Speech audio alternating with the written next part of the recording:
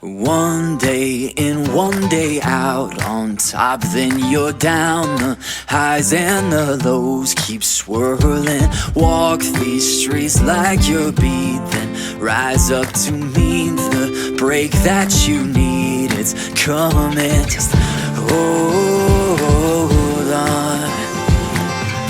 Hold on, yeah. Lift your eyes off the ground, you've only begun.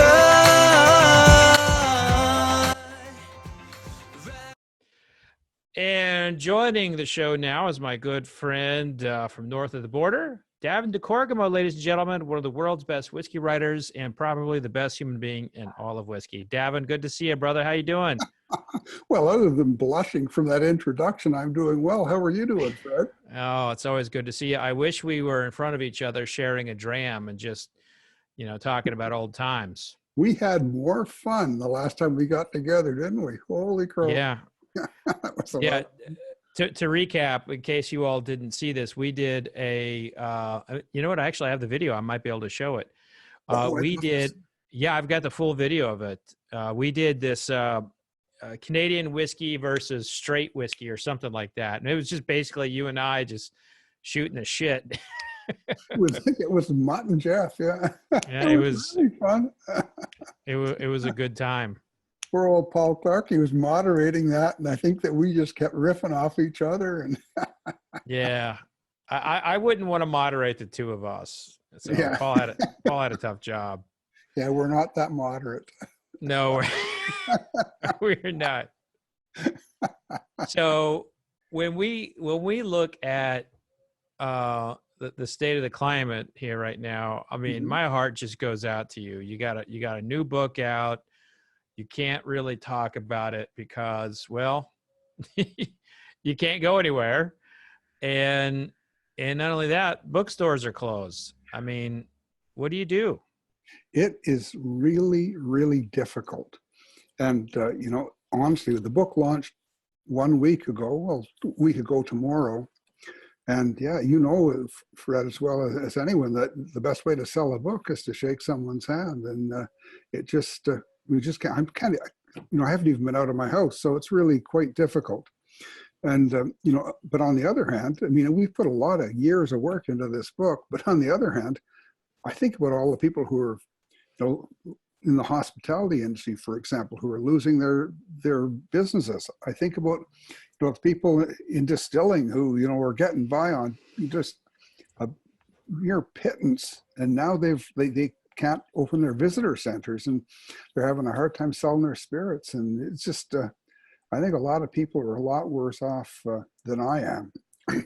Nevertheless, launching a book in a climate like this is so difficult. How do you get to people? And I'm grateful that you're interested in having me on your show.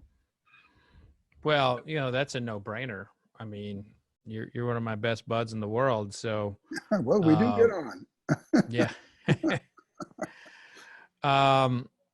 So what do you? So let's take a look a little bit about how you are living right now. Are you tasting whiskey every day, or have you changed your routine at all? Yeah, I've changed my routine significantly. I had expected to be on the road every day for the whole month of April doing a book tour. It was all booked. It was like 6.5 days a week of appearances. And of course, everything, 100%, all of it was canceled. So I'm sitting here. So what have I been doing? Well, I've been cleaning my office. I've thrown out masses of paper. I've been sorting through my bottles, and, some, consolidating some, and some are going into my infinity barrel, and some are going to be set aside for family and friends and things like that. I'm spending as much time as I can, trying to reach out to people on social media. But it's hard to, you can only do so much, and it's difficult when there are so many much bigger issues than some little niche book, even though it's a big investment on my part. So I'm sitting here kind of flummoxed, quite honestly. And as far as drinking whiskey every day, well, I'm drinking more for pleasure than for work. I've got a few reviews I've got to get done. I've got a few of them written, and a couple more that I need to taste through. But quite honestly, it's really been quite disrupting. I think that this is going to probably be the first year ever that I get my taxes done on time. So it's really it's just strange, weird to be sitting here, and the weather outside's getting nice. And I was just outside shoveling snow yesterday, and today I was out there chopping ice, and I can see it's not going to be more than a few days before it's gone, and I should be out there talking to people about whiskey. So I know. And to remind everybody, he's talking about snow. He does live in Canada, so where the rest of the world's starting to see like blooms of flowers and green come back and blue skies, you're still facing snow. Not very much, but there's a little bit out there. Yeah. How are you doing down there? I'm good. I've been hit pretty hard, like yourself. But it's, I don't focus on that. I try to focus on, what good I can do for others in this time. And, so I've been trying to help raise money. Mm-hmm. I've been trying to, bring some good cheer to folks through whiskey. And that's one of the reasons why I wanted to talk to you. Well, is because, you're the world's leading authority on Canadian whiskey, and everybody, or most people rather, who follow me are probably going to be more, bourbon centric, maybe a little rum leaning. mm-hmm. So give us your elevator pitch as to why they should drink Canadian whiskey. Oh, you set me up for that. Well, first of all, I have to say, I do enjoy bourbon. I like my Scotch. I like my Irish whiskey. But what's great about Canadian whiskey? Well, we have quite a diversity of flavor. We have some really intense, wonderful whiskeys for the people who like something big and robust. We have elegant, gentle whiskeys for people who like others. Canadian whiskey, believe it or not, is one of the best-selling whiskeys. Well, it is the best-selling whiskey in North America, and it's the second best-selling whiskey in the United States of America, because bourbon, of course, has taken over recently. Why should people drink Canadian whiskey? It's a hell of a lot less expensive than bourbon or Scotch for the same quality. And it's, diversify, try some things. But I'd give you some advice. Don't buy the cheapest stuff. Spend a few dollars more and you get a whole lot more whiskey in your glass. But I'm not going to talk people into drinking Canadian whiskey. If they have something that they really like, it doesn't hurt to try other things. But I'd suggest that they stick with what they enjoy. Just as I really enjoy my Canadian whiskey, but I'm not doing a hard sell here. Well, yeah, but you said something at the top about your own drinking habits, and basically you are someone who's diversified. You have a diversified palate, and I think that gives you a little bit more authority to speak. Say, hey, you know what? Maybe you should be drinking a little bit of this sweet Canadian whiskey. But the problem I have found with trying to get someone to drink Canadian whiskey in my world is that they're still hell-bent on wanting it to be straight. They're not fans of the blends for whatever reason. Yeah. So let's take a look at some of the distillers in Canada who are doing what you would consider a good job and kind of more of like that traditional, straight style. Straight style. In Canada, we don't use the term straight whiskey, but we used to. And straight meant any whiskey that did not have rye in it. So it's a different term. But down there, we have, like, Crown Royal is unquestionably the master of blending, not just in Canada, but around the world. They make wonderful whiskeys, and they've got some pretty powerful whiskeys as well. Take, for instance, their hand-selected barrel, which is a wonderful whiskey made in a coffee still. It's big, robust, and got a lot of punch to it. And or take some of their special releases, you know, that are just magnificent achievements. Like their new French oak finished 18-year-old, for example. I think it's 18. I can't remember. You know, these are wonderful, wonderful whiskeys. You take, you know, some of the whiskeys that are coming out of Hiram Walker. You know, like you know, lot number 40 is a whiskey that rye lovers, American rye lovers, seem to enjoy. And then there are things like Pike Creek this year, which was Canadian Whiskey of the Year at the Canadian Whiskey Awards. There are a lot of really great whiskeys here, but they're not trying to be American straight whiskey. If you want to try Canadian whiskey that tastes like American straight whiskey, try Whistle Pig, or try Masterson's or something like that, or the Jefferson's rye, things like that. Those are Canadian whiskey that most people think is American whiskey.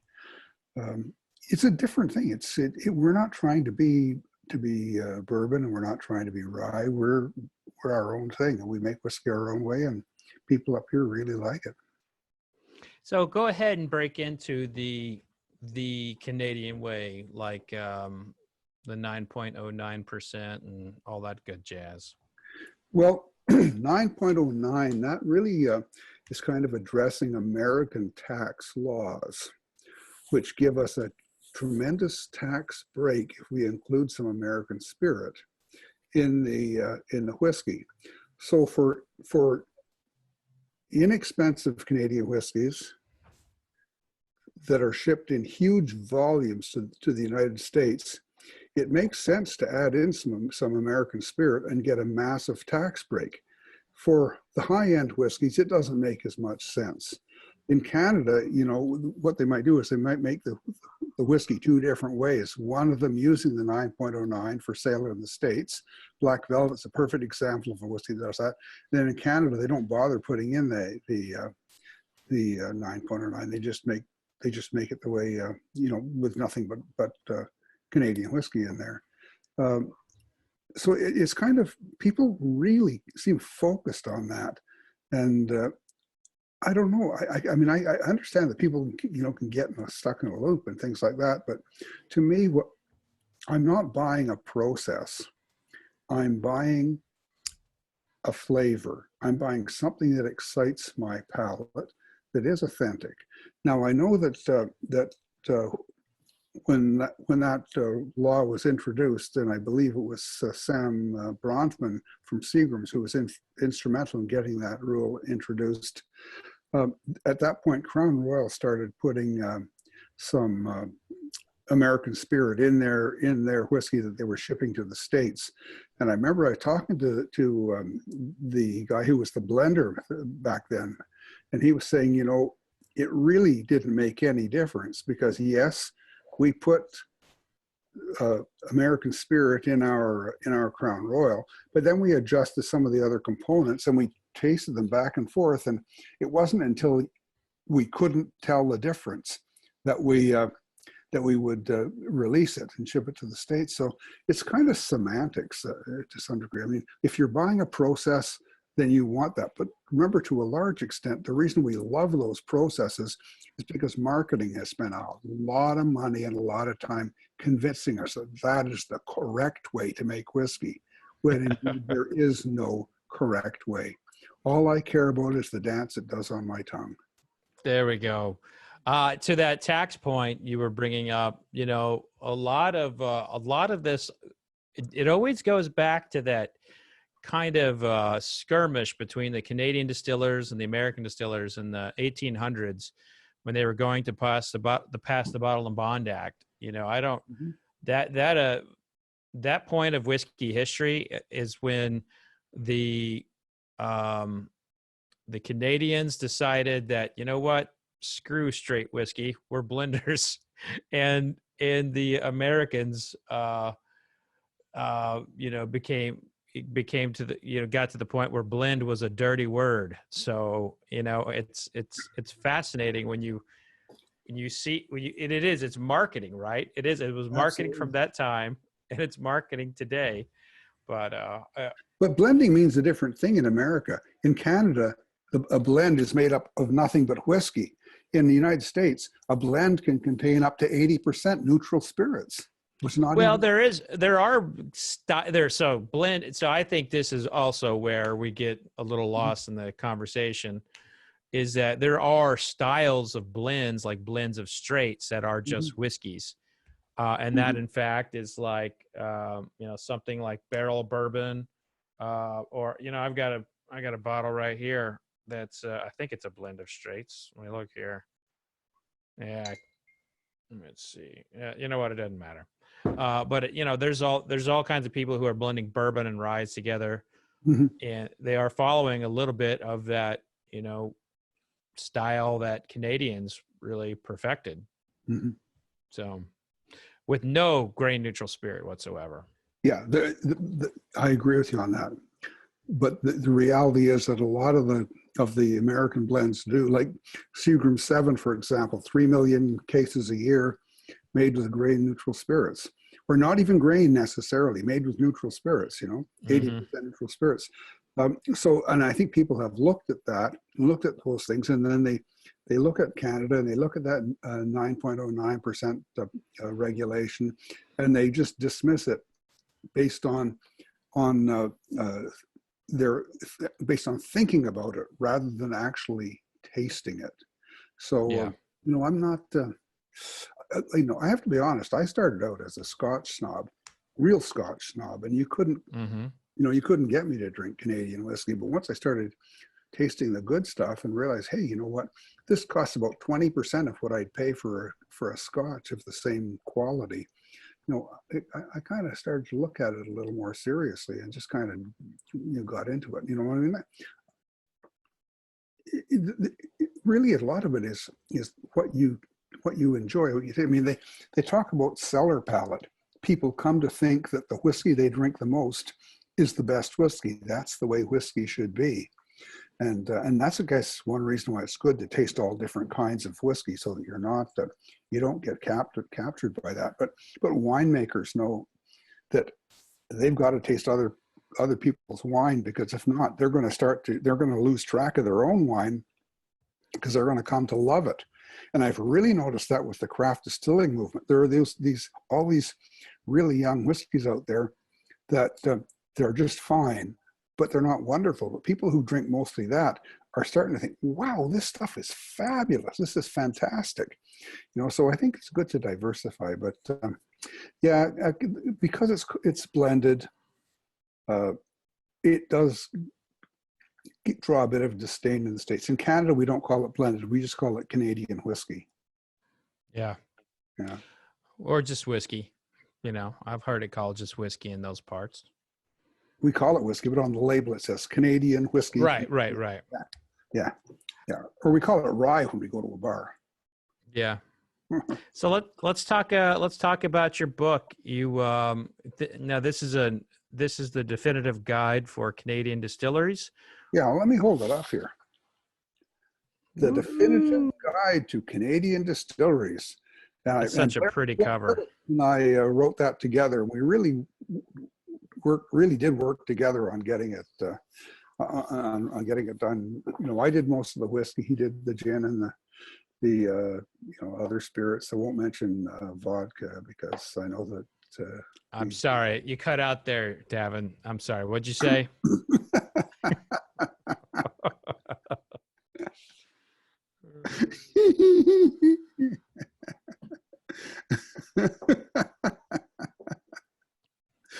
But I see. I thought that said vodka discs behind you. It says vodka ducks. Okay. Oh, okay, good. I had a box in front of it. I'm sorry. I gotta take a look at the back set before I turn it on. Vodka discs. Okay, good. You just put that you put one of those into a glass of whiskey and it converts it into vodka. I know. Yeah. This new book is really it's a travel guide. It deals with all of the distilleries in Canada, the big ones and the small ones. When we started writing it, there were about 130 of them, I think, and by the time we finished, we had 253. We've done profiles on about 200 of them, and then the rest we've kind of just given contact information and things like that. We've got custom drawn maps for each of the regions of Canada with all the distilleries marked, so people can get to the different distilleries and do their distillery tours. We have, with each profile, we have a little sidebar where it says, if you're at this distillery, here's where you should go next, so that people can really, get into tourism, whiskey tourism. It's big, here. And there are many places where there are enough distilleries close enough together that you can, hit 3 or 4 in a day. Like the Okanagan is doing that. Wayward Distillery out on Vancouver Island is developing a whiskey trail, a Vancouver Island whiskey trail. And, so I guess Montreal too, there are lots there in Vancouver. And so we did this kind of to give a profile of the people who are making these new spirits, of the distillers, of the kinds of spirits they're making, and really just give people a really good picture of of the state of distilling in Canada now.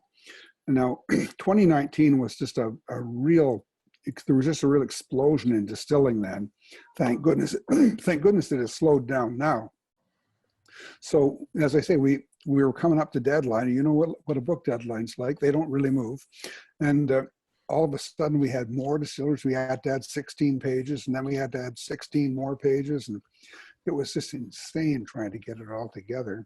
And of course, went through 3 rewrites. And finally, it's out. We're as proud as can be of it. It's just, I don't know. I'm really, really happy with the way it has turned out. But it's for people who really want to get a really good grasp of distilling in Canada, of the whole distillery movement in Canada. You've got more in there, just like, it's more than just a travel guide too. You've got, the details of all the distilling aspects and everything. Detailed profiles of distilleries. So sometimes sometimes we'll have 2 pages about a distillery, sometimes 1 page, sometimes a half a page. But you can, if you read the profile, you know what to expect when you show up at that distillery, and you know what spirits to taste, and who to talk to and things like that. It's pretty detailed. It really is, yeah. With 253 distilleries, it's you can't say everything. Yeah. So Father's Day is coming up. That'd be a good Father's Day gift. Be a good gift in general for anyone, any whiskey fan. You gotta explore. You just can't be stuck in like one style of whiskey. And I would actually say one style of spirit. But when it comes to like studying, the good drink, that's the way to do it. It does start with books, and we, Davin, you've been in the game for 20 years. Really started writing about whiskey in 1998.